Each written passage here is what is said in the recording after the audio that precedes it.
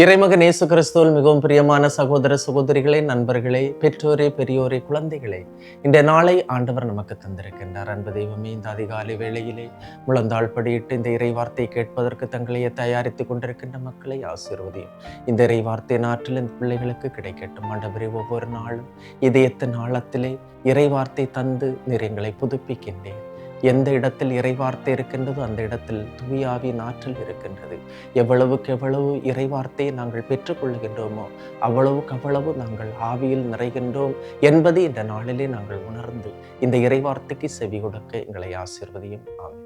அன்பு மிக்கவர்களே, இன்றைய நாளிலே நாம் தியானிப்பதற்காக எடுத்துக்கொண்ட இறைவார்த்தை தொடக்க நூல் 28ஆம் அதிகாரம் 15வது இறைவார்த்தை.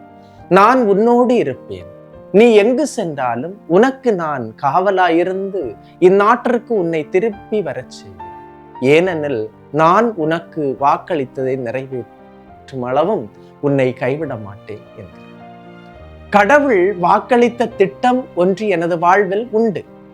என்னை படைத்ததன் நோக்கமே அந்த திட்டம். எனது படைப்பின் நோக்கம் நிறைவேற கடவுள் என்னோடு இருக்கிறார்.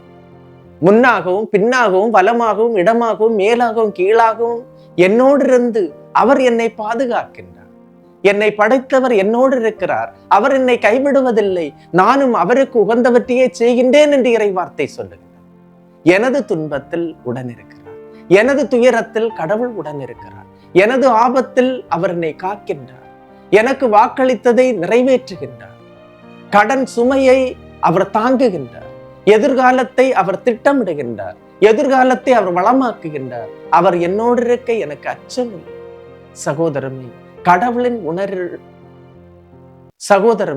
கடவுளின் உடனிருப்பை நான் பல வேளைகளில் உணர்வதில்லை.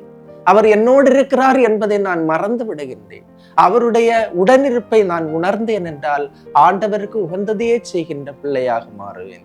எனவே இந்த நாளிலே இந்த இறைவார்த்தை நமக்கு கிடைக்க நாம் அன்றாடுவோம்.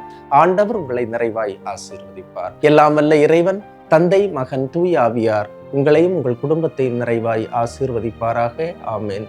இயேசுவுக்கே புகழ், இயேசுவுக்கே நன்றி. மரியே வாழ்க.